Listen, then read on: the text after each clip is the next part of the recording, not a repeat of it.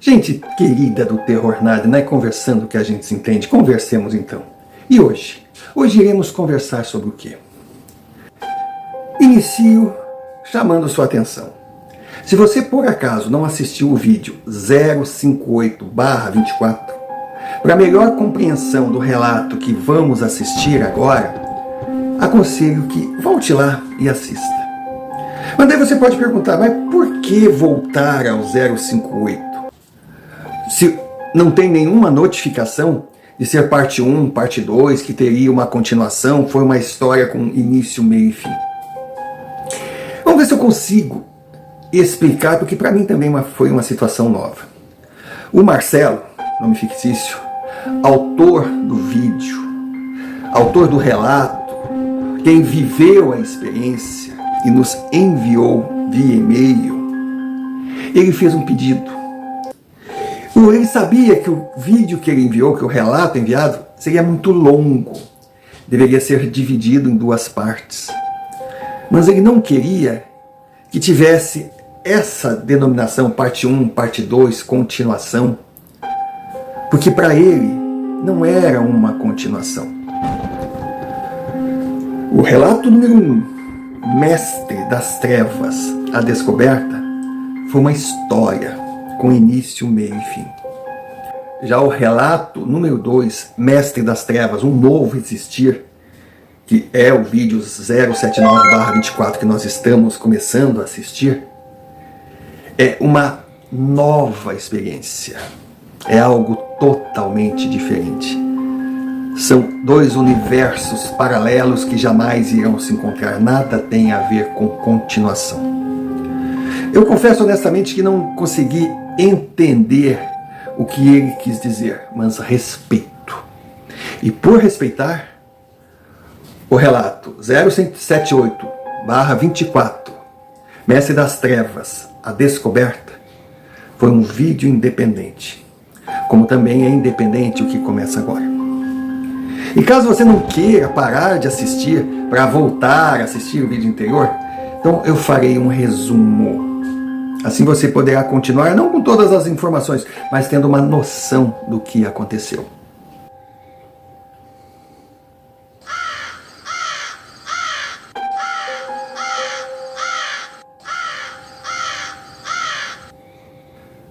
Marcelo, após a morte do pai, sentiu alguma força que determinava que ele fosse para o velório. Algo que ele não queria fazer, porque não tinha assim aproximação com o seu pai, que se separou cedo da sua mãe. Ele foi criado pelo avô e não tinha o porquê. Ele tinha também o impedimento da faculdade, das suas aulas de engenharia que cursava longe de sua cidade natal. E uma noite importantíssima com a namorada Aninha, onde eles teriam a sua primeira relação depois de meses de namoro. Aí de repente o siso inflamado de Aninha fez que cancelassem o acampamento programado, a lua de mel à beira-lago.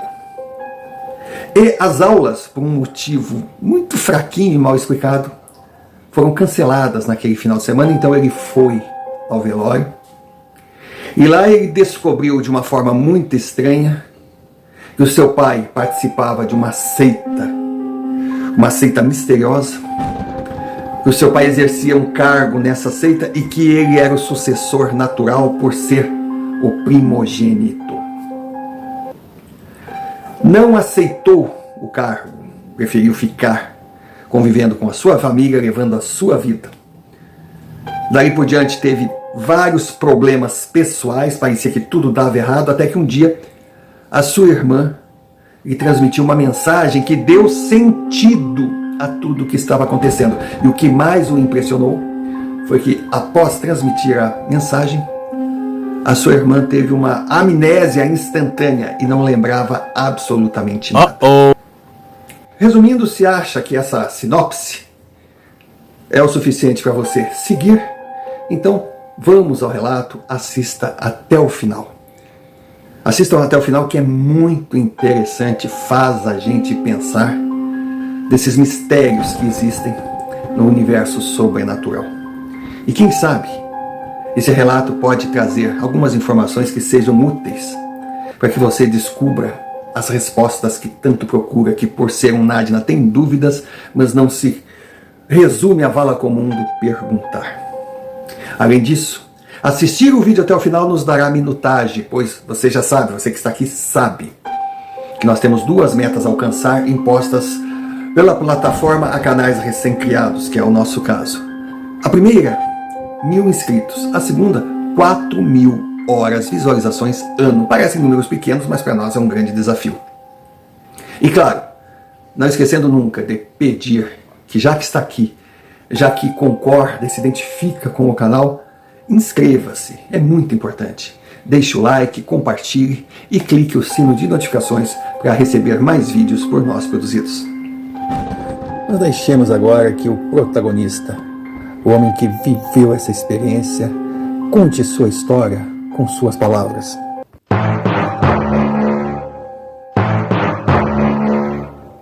Senhor Romário, eu confesso que vivia um turbilhão de dúvidas. E aquela amnésia repentina da minha irmã ali na cozinha, surpresa por me ver na casa da minha mãe, correndo para me fazer um café, perguntando se eu estava com fome, também querendo saber o que me levou até lá, já que não era uma semana marcada para eu vir da capital para a minha cidade. Eu via nela que ela não estava interpretando, não. Ela simplesmente esquecera o que tinha acontecido há minutos atrás. Ela como mensageira de algo que para mim foi revelador. E até então, eu tinha certeza que ela não apresentava quadro de Alzheimer.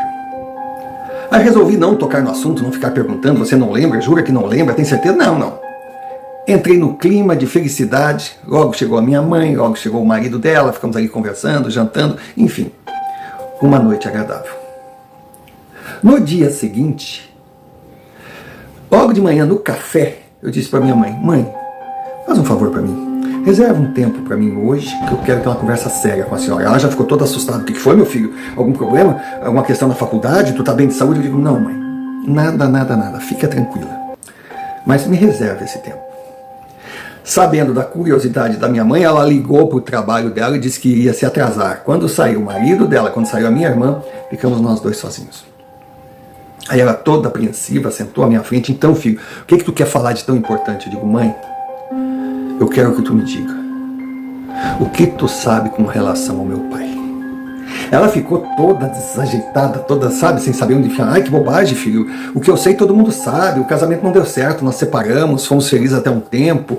Descobrimos que separados continuaríamos amigos, juntos não daria certo. Eu digo, mãe, por favor, é muito importante para mim. Pelo amor de Deus, eu nunca lhe pedi nada.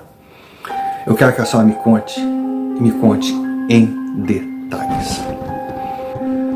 Depois de resistir o que pôde, ela acabou se rendendo e já começou falando. Filho, eu vou quebrar uma promessa que eu fiz ao teu pai. Eu jurei para ele que jamais comentaria com ninguém. Mas eu posso perceber que de alguma forma você está envolvido nesse emaranhado de mal explicados, de segredos que só o teu pai sabia. E eu acho que você merece que eu conte o que eu sei, se bem que não era muito. Filho, eu conheci teu pai ainda jovem. Nós éramos muito apaixonados. Casamos. Logo em seguida você nasceu. Foi motivo de muita alegria, principalmente para ele. Você não deve lembrar, é muito pequenininho, mas ele vivia com você no colo. Você era o filhão dele. Ele só dizia assim: esse é o meu machinho. Esse vai ser um grande pescador, vai ser um grande lutador. Esse vai manter a tradição de torcer para o time que está com a nossa família desde todos os tempos. Cara, ele tinha, meu filho, um orgulho, uma felicidade, que era algo assim, inexplicável. O tempo passou, a sua irmã nasceu, e ele a recebeu com o mesmo carinho, mas com objetivos diferentes. A minha princesinha, a minha bonequinha. Ele era um super pai, ele era um super marido, amoroso, feliz. Ele vivia para nós. Eu era uma mulher realizada dentro do casamento. Foi quando meu sogro, meu filho, o seu avô faleceu. Filho, seu pai mudou. Do nada, passou a ser uma pessoa introspecta, deprimida, calada, cercada de uma sombra, de medos, de pavores. Quantas e quantas vezes ele pegou você, pegou sua irmã, abraçou com força e chorava. Quantas vezes eu acordava ouvindo ele falar, sai daqui, sai daqui, sai daqui, e ele gritava. Ele vivia um inferno astral. Eu perguntava para ele, amor, o que está acontecendo? Conta para mim. Ele dizia, é bom que você não saiba, é bom que você não saiba. Chega de vítimas nessa história. Era um segredo que ele guardava as 7 chaves e que de alguma forma ele achava que ia cair sobre a família dele, ia cair sobre mim, sobre ti, sobre a tua irmã. E um dia, chorando, ele me pediu desculpas e falou que não conseguiu resistir, sucumbiu à sua missão. Eu não entendia nada. Eu conversava com meu pai tentou conversar com ele, pela primeira vez eles brigaram. Meu pai nunca, sabe, quando começamos a namorar, nunca confiou muito nele, achava ele meio banda voou, meio louco. E filho de quem era? Porque o pai dele, o teu avô, era visto como um maluco na cidade. Um homem que enriqueceu, ninguém sabia como. O teu pai era o herdeiro daquela fortuna, mas não fazia muita questão, não. Teu pai gostava de viver do dinheiro que ele ganhava com o trabalho dele. E nós vivíamos de uma forma humilde, mas felizes. Com o tempo, teu avô Maurício, meu querido pai, começou a gostar dele. Mas aquela briga, eu não sei em que termos foi terrível. E o teu avô se afastou. E quando se afastou, você foi com ele. Porque você era muito ligado a ele. Teu pai simplesmente disse que para o nosso bem, mas filho, ele chorava, ele chorava, ele chorava, ele chorava. Para o nosso bem, ele iria se afastar e não voltaria mais.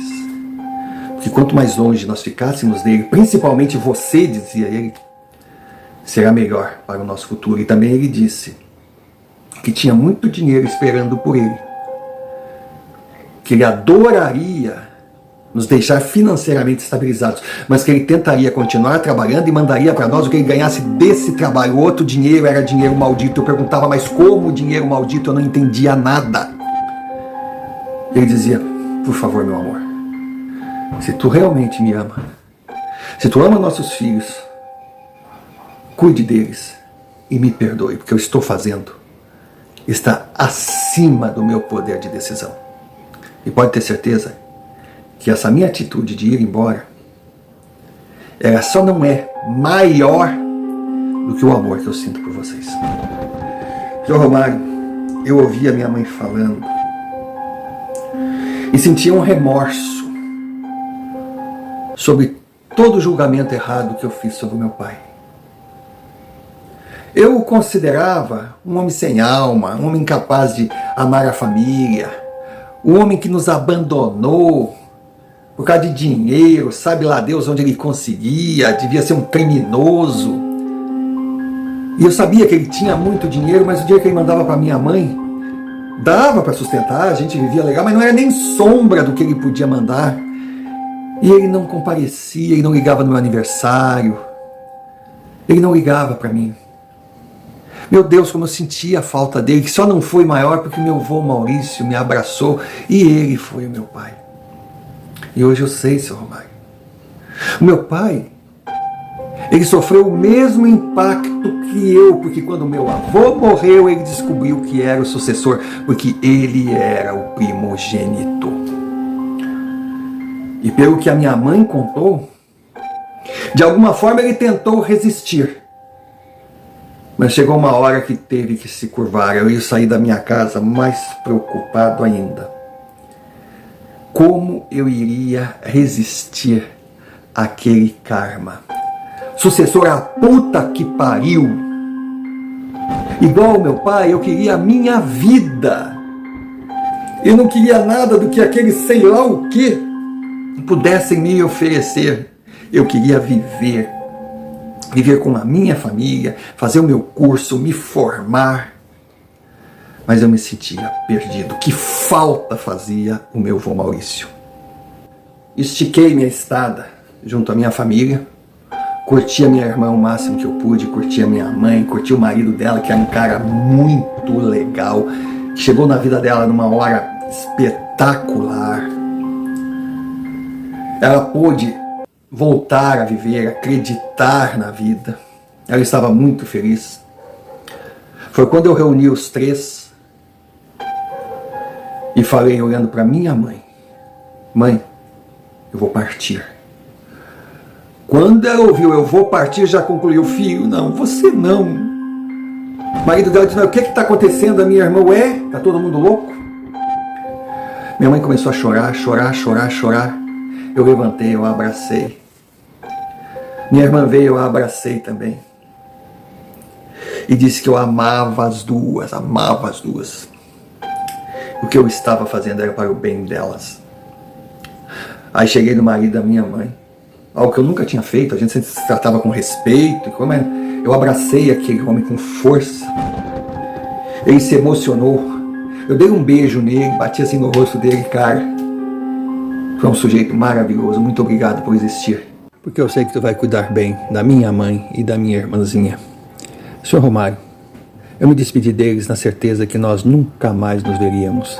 Graças a Deus, essa premonição terrível não se cumpriu.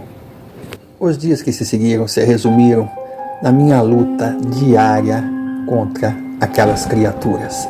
Era impressionante, elas estavam em todos os lugares. Mas não me pareciam ameaçadoras, muito pelo contrário. Elas eram sedutoras, elas queriam me conquistar. Elas queriam apenas ouvir um sim. Era o sim que daria a elas a certeza da continuidade. E a proposta era tentadora. Eles falavam que se eu aceitasse ser o sucessor, eu teria a revelação que ia muito acima do simples ter dinheiro. Não, era o poder absoluto. Os meus inimigos se curvariam à minha frente. Eu teria as mulheres, eu teria tudo o que desejasse nesse plano terreno. Eu seria o grande mestre das trevas. Realmente parecia tentador, mas eu nunca fui jogador. Por que a revelação deveria vir após o meu sim, eu aceito? E se eu aceitasse, eles estivessem blefando? Não, eu não era de arriscar, nunca fui de jogar, e não seria essa a primeira vez, principalmente considerando tudo que estava em jogo. Eu me tornei irredutível. É não e ponto final. Na minha cabeça eles viajaram. Quando a esmola é grande demais, o santo desconfia. Que poder era aquele? Me dando até condições de mudar a história do meu país, se eu quisesse. Eu acho que eles foram longe demais. Se tivesse me prometido aí uns 30 contos de salário por mês, de repente eu até pensava na história. Mas porra, do jeito que eles falavam, me fedia a blefe. E eu não estava aí para dar uma de malandro otário. Voltei para a capital. Voltei para a minha vida, para a faculdade. Mas confesso que eu virei um transtorno para quem dividia o quarto na República comigo. Porque eu acordava gritando: sai daqui, me deixa em paz, vão embora. Eu tremia, os caras acordavam: o que é isso? O que houve? O que é, sabe? No início eles começaram a ficar preocupados, depois começaram a se afastar. Tu tá ficando maluco, tu tá ficando doido, tu é louco, cara. Eu não quero mais ficar nesse quarto aqui, não. Sai fora, sai fora. Eles diziam que eu acordava no meio da noite e dizia: manda ele embora, manda ele embora. Eles olhavam: mandar quem, seu retardado? Não tem ninguém aqui, dorme. Cara, teve um dia que eu acordei deitado no chão, porque um deles chegou e me empurrou. Disse que eu caí, sabe, em cima da cama, mas não fiquei, caí no chão, eu acordei no chão. Mas eu não lembrava de nada e eu dava razão para eles. E os mais próximos, os mais amigos, tentavam se aproximar de mim e perguntar: o que está acontecendo contigo, cara? Eu digo: deixa estar.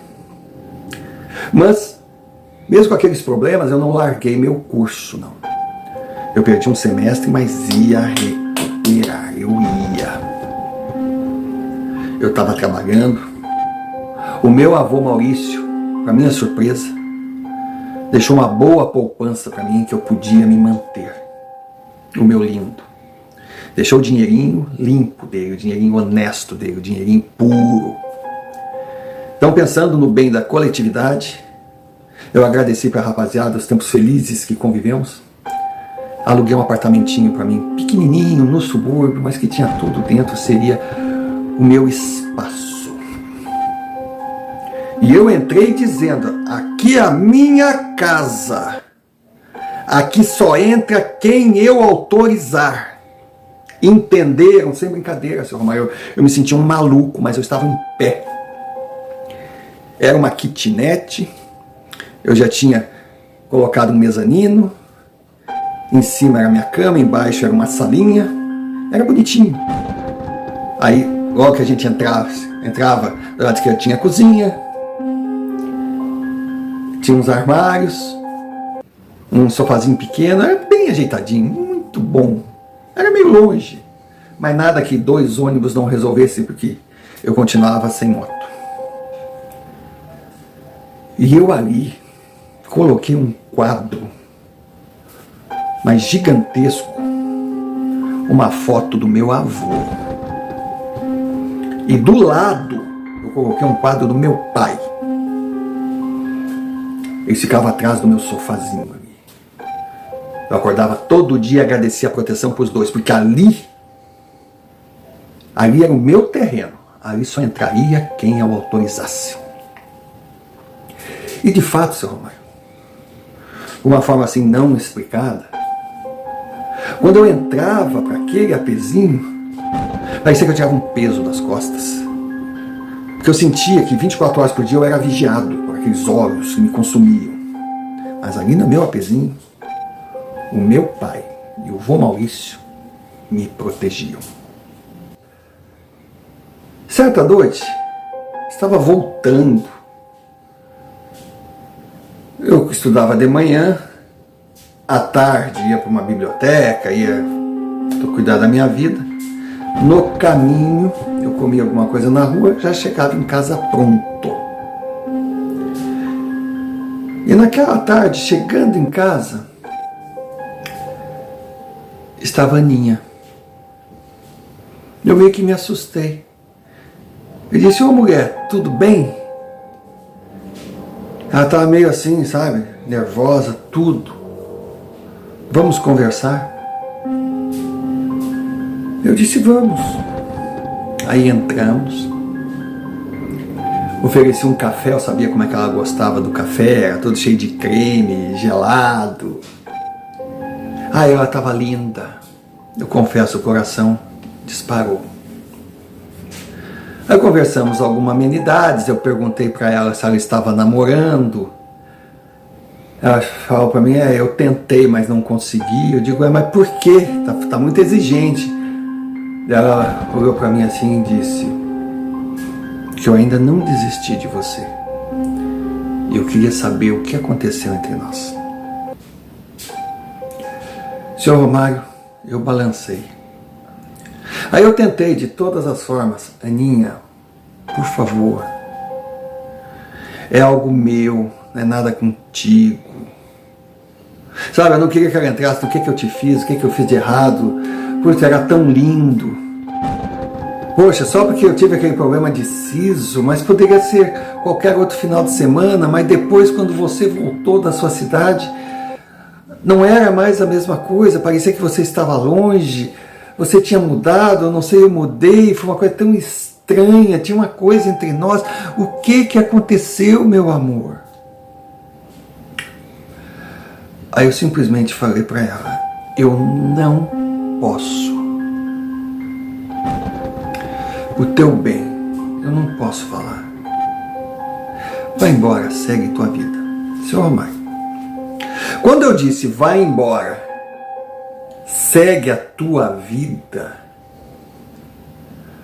eu olhei assim pro lado do mezanino, em pé, mas era gigante, ele estava acima, assim, o cara tinha 1,90 m, o mesmo homem que tinha aparecido algumas vezes para mim. Aí eu olhei, o que você está fazendo aqui? Não entendeu? Aqui só entra quem eu convido, só entram os meus amigos. Ele olhou para mim e disse, por isso eu entrei. Não esperava ser recebido melhor. Mas eu só tenho um recado para dizer. Não se afaste dessa menina.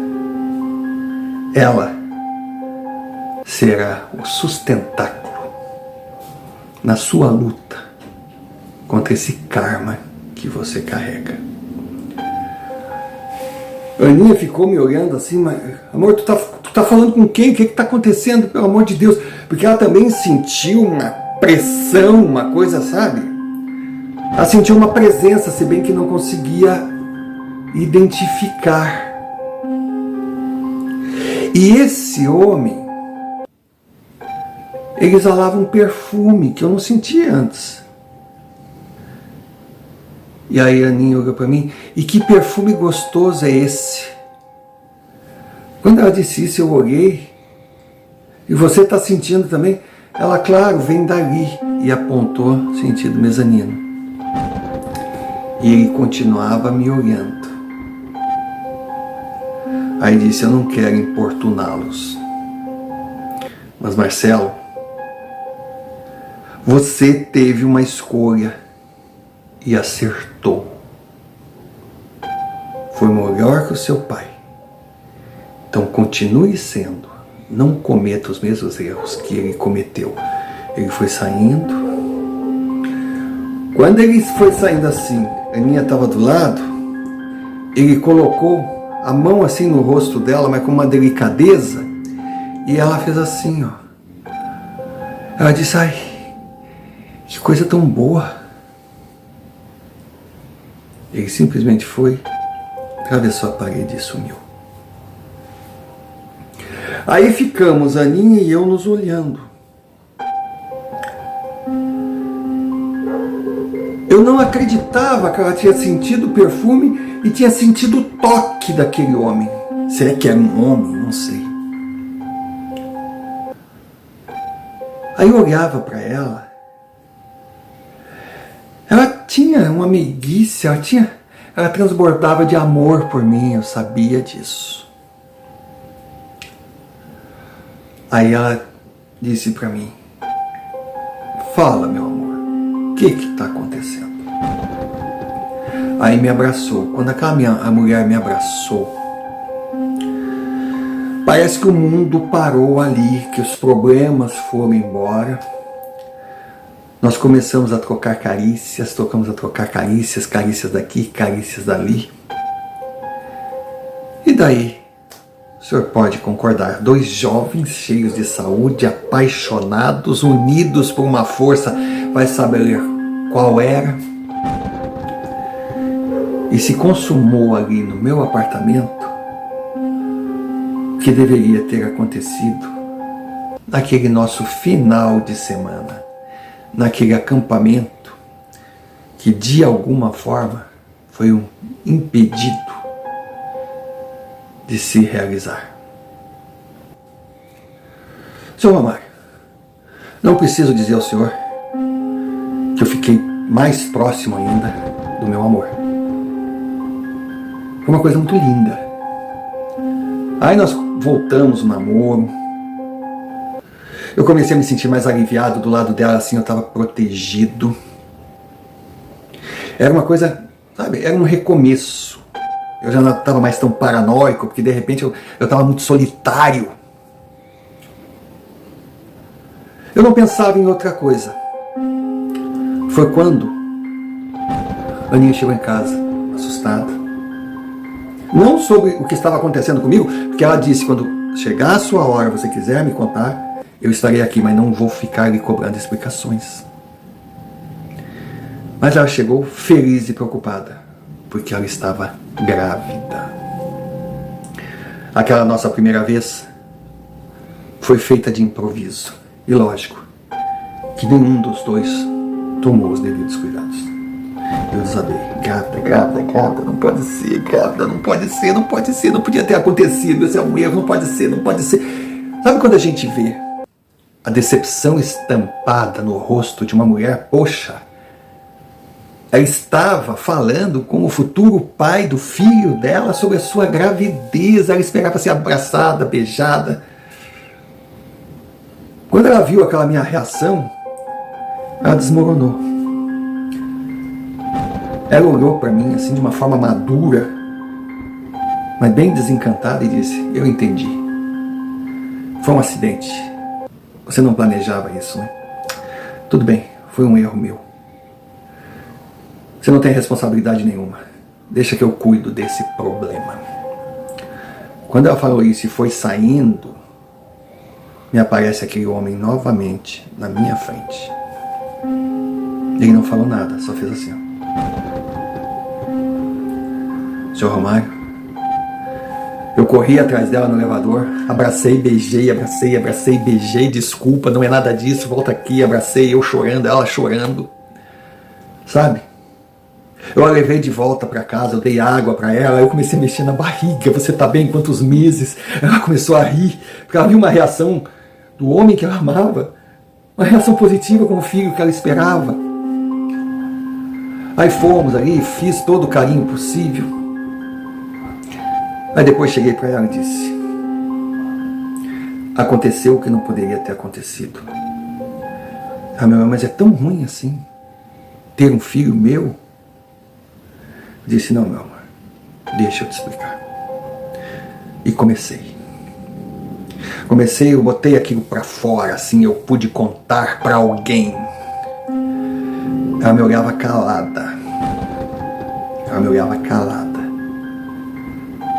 No final, eu tive a maior surpresa da minha vida. Eu esperava todo tipo de reação dela, menos aquela menina me olhar, pegar a minha mão, colocar na barriga dela e disse: Marcelo, aqui está o fruto do nosso amor. Não pode ser um mal. Não pode ser algo ruim para nós ou para ele. Nós somos maiores. E nós vamos vencê-los. Porque nós juntos, com o apoio do seu mentor, eu olhei, mas que mentor, Marcelo?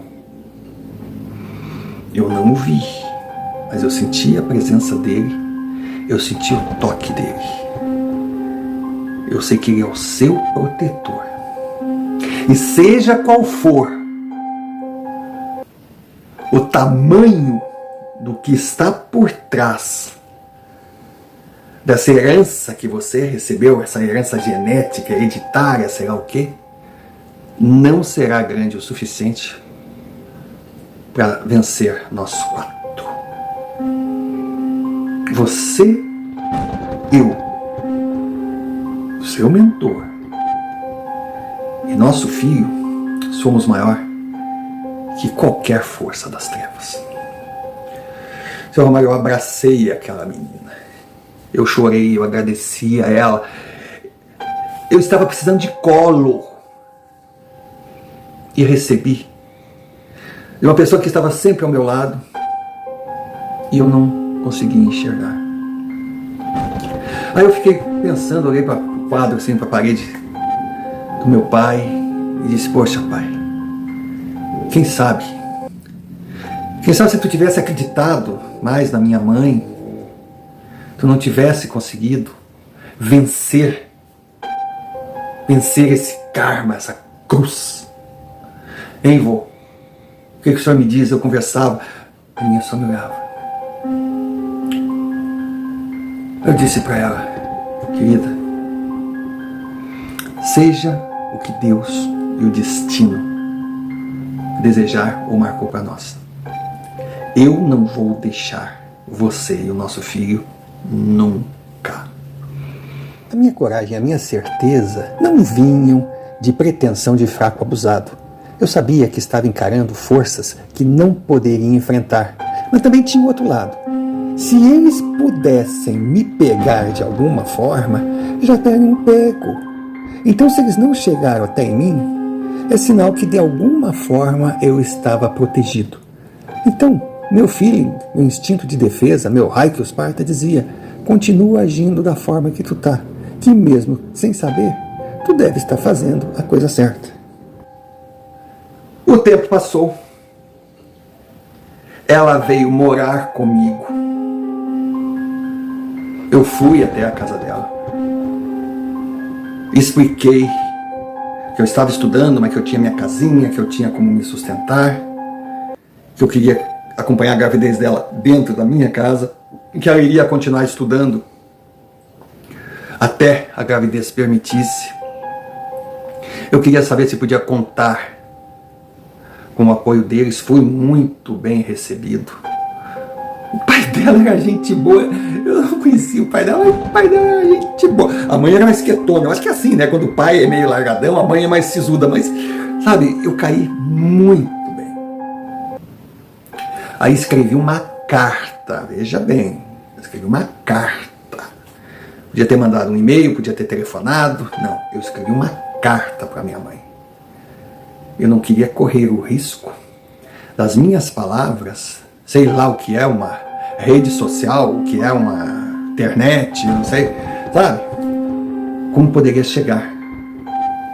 Pois o que eu escrevi com a minha letra chegou até a minha mãe.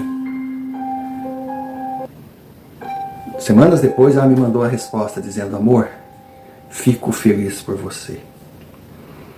E Deus ilumine que essa criança não seja mais uma a nascer para pagar por algo que não prometeu, muito menos se comprometeu e nem pediu para ter. E quando você estiver pronto, venha nos visitar. Aí mandou notícia do marido dela, mandou notícia da minha irmã e principalmente nós iríamos competir. Ela também estava grávida. A coisa foi começando a se ajeitar, mas quando os 9 meses começaram a se formar, chegaram a hora de saber o sexo da criança, porque nem a Aninha nem eu quisemos fazer ultrassom. Ela queria curtir a sua, sabe, a sua gravidez. Ela não queria ter aquela notícia. Ela não queria temer por aquele serzinho que ela estava gerando. Ela queria dar só amor para aquela criaturinha. Nós fomos saber o sexo daquele anjo somente no dia do seu nascimento.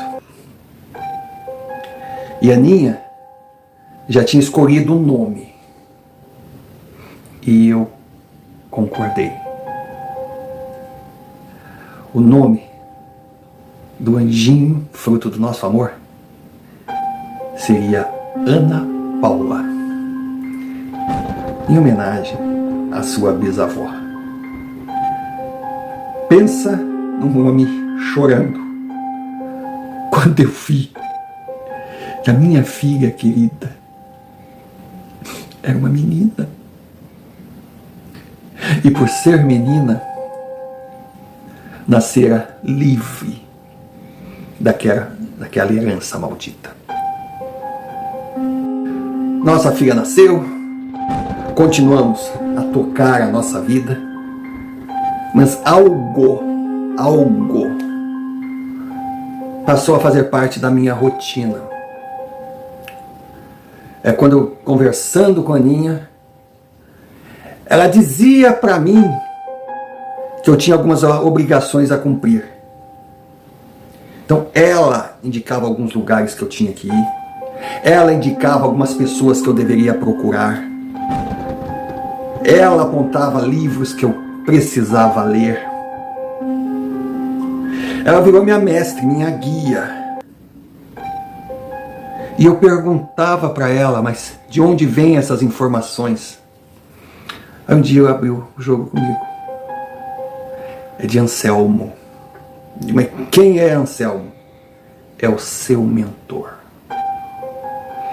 Ele está nos guiando.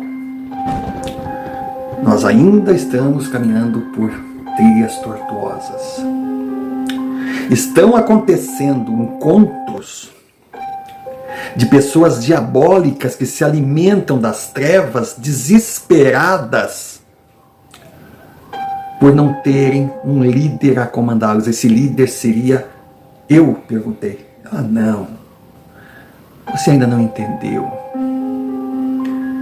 Nem seu pai, nem seu avô, nem o seu bisavô, nem os seus ancestrais mais longínquos foram líderes. Eles simplesmente serviram de cavalo para o mestre das trevas. E sem esse cavalo, essa força negativa não tem como colocar em prática todo o seu poder. Ela vaga. Ela vaga e espera uma atitude dos seus súditos para que façam você, meu amor, aceitar a função. E a única força que afasta essa seita diabólica é o nosso amor. É o fato de nós estarmos do lado da luz, estarmos do lado de Deus. E de termos esses 3 protetores maravilhosos. O Anselmo, ela mostrou, teu avô Maurício e o teu pai. Nós estamos protegidos por muralhas, mas temos sim que realizar alguns estudos, uma evolução. Porque amanhã ou depois, meu querido, eu posso faltar. Eu disse, Deus me livre. Tudo pode acontecer. Eu posso faltar. Nossa filha pode faltar. A sua vida pode se transformar em algo tão ruim. Porque se eles ganharem força, eles vão transformar a sua vida num inferno que poderá fazer você enfraquecer e se desviar do seu caminho. Mas se você seguir todos os passos que nós estamos fazendo, pode ter certeza que você conseguirá passar por essa vida blindado desse martírio. Foi quando eu perguntei, mas poxa, mas quando eu vou me livrar? Ela disse, só no dia que você deixar esse corpo e for para um plano maior. E tenha certeza, meu querido, você irá viver muito. Porque eles irão segurá-lo aqui enquanto puderem. Porque eles precisam desse teu corpo. Eu disse, poxa, nós temos que tomar cuidado também para não cometermos o mesmo erro que cometemos, que não foi um erro, foi um acerto, mas você sabe aquele descuido, eu entendi. Porque nós tivemos sorte com a Ana Paula, mas vai que aconteça de novo e a gente tenha um filho homem lá. Fica tranquilo, meu amor. Eu já providenciei. A não ser que você encontre outra fábrica. Porque essa aqui eu fechei.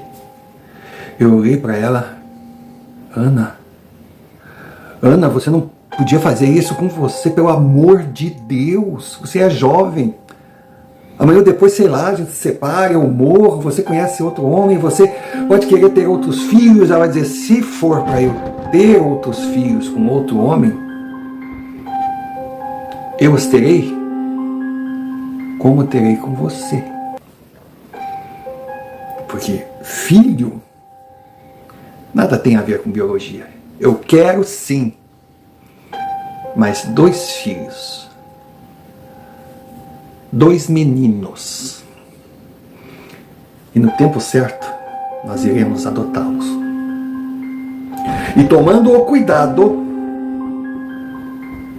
de que a adoção seja no mesmo dia, para que não tenha a mínima chance de um deles ser confundido como seu primeiro filho homem. Eu não acreditava, Sr. Romário. Eu não acreditava. Eu não acreditava que diante daquela força negativa que eu herdara, Deus tivesse sido tão bom comigo para colocar no meu caminho pessoas como meu mentor, como Aninha e como aqueles dois protetores da parede, o vô Maurício e o meu pai. Vô Maurício, que eu sempre venerei e reconheci o valor, e o meu pai, que agora eu entendi o quão grande ele era, porque ele estava ali para ter a certeza que eu não cometeria os mesmos erros que ele cometeu. Em resumo, Sr. Romário, era isso. A vida não está fácil. Cada dia é um dia de cada vez. Eu tenho estudado muito. Eu tenho ido em vários locais. Eu tenho me aprofundado. Eu tenho dedicado a minha vida também a ajudar pessoas, ajudas espirituais, fazendo o bem. Porque eu percebi que é a troca que nos alimenta. Eu faço o bem para merecer o bem. Mas não é fácil. Eu ainda sou zoado. Eu ainda vejo figuras. Eu ainda sou tentado por questões financeiras. Por saber que de repente eu moro numa kitnet com a minha mulher, com a minha filha, que se eu fizesse assim, eu poderia morar numa cobertura. Simplesmente por saber que eu ando a pé por não ter dinheiro para comprar um carro, e agora que eu estou com a Aninha e a Ana Paula, eu não quero uma moto para evitar qualquer problema, que eu ando de ônibus. Simplesmente por, ter me custado tanto me formar. Simplesmente pelo início da minha carreira não ser assim, com aqueles ganhos maravilhosos, tudo é sacrificado, tudo é complicado. Mas eu sigo no passo a passo, até a vitória final. Que eu sei que a missão da minha vida é ser feliz aqui nesse plano, é acreditar no bem, acreditar na luz, ser maior que as trevas, não me admitir um reles cavalo que entregou seu corpo em troca de dinheiro, de mordomias, que em pouco tempo teria que deixar, e também tomando todo cuidado para não passar essa herança maldita para outro inocente que viesse para esse mundo fruto de um homem que nasceu com um karma e com a missão de servir e preparar um sucessor. E eu não sei como será o dia de amanhã. Eu sei que hoje Aninha e eu estamos muito felizes. Adotamos os nossos 2 filhos, temos uma família linda, já pensamos em alugar um apartamentinho um pouquinho maior, estamos ajeitando a nossa vida. Mas algo me diz, e a Aninha concorda, que eu não devo voltar à minha família, que eu não devo reencontrar aquela cidade, pois de alguma forma o centro nervoso dessa seita maldita, eu tenho certeza que é lá. E vamos vivendo, porque um dia o destino me dará o prêmio, a vitória final. Ou seja, o momento de eu partir desse plano, ir para uma esfera que eu não sei se é maior, melhor, eu digo que é diferente, deixando esse corpo aqui, apodrecendo dignamente, por não ter sido nunca violentado, para servir o mestre das trevas. E o acatar o determinado por Aninha, sem perguntar o porquê, cumprir passo a passo, trouxe o primeiro grande ganho. É que com estudos, eu percebi que aquele medo do meu pai de estar próximo à nossa família, o que poderia nos prejudicar, ele não tinha porquê. Repetindo, a certeza é que o seio daquela seita maldita está na cidadezinha que eu nasci, não nas pessoas, é algo territorial. Pensamos, perguntamos, consultamos nossos mestres e todos eles concordaram que eu jamais deveria voltar para minha cidade, mas que as portas da minha casa deveriam estar sempre abertas para minha família a tempo e a hora quando eles decidissem nos visitar. A certeza equivocada da necessidade de se distanciar para proteger não era por acaso. Ela foi colocada para isolar o candidato, o escolhido a ser o sucessor. Eu percebia isso na força que eu tinha via Aninha. Sem ela, eu não conseguiria. E com certeza, se meu pai continuasse com a gente, talvez ele tivesse uma chance. A família é a base de tudo, independente da situação.